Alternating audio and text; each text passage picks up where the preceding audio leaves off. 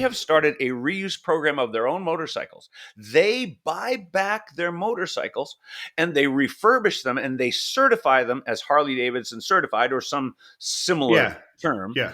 But Yeah. they were resistant to doing that. They think they would be competing with themselves. But what they found out is they got a whole new market.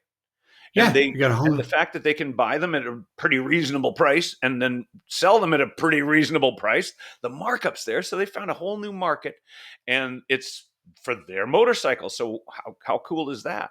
But so we're following those models of redistribution and reuse of existing materials and to communicate the benefits, because people don't quite get it, because there's too many parts of too many buildings. There's stone, there's masonry, there's complex things and steel, like you mentioned there, Vince. And how do you get that out of the building, and what do you do with it? But it's easy to understand a motorcycle or a car. But it is, because it's a singular. Well, it's not a singular thing, but it kind of is. It's much easier to. It's much more transportable too. That would be. So that's part of it too. So it's also something that has been built up.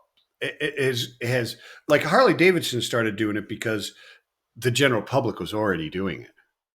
Yeah, right? Exactly. It's not like they started and then had to convince other people to do it. People were doing it in a garage for years. I was doing it as a teenager.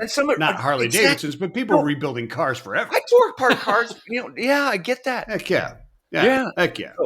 So it was out there. But I wasn't tearing apart buildings.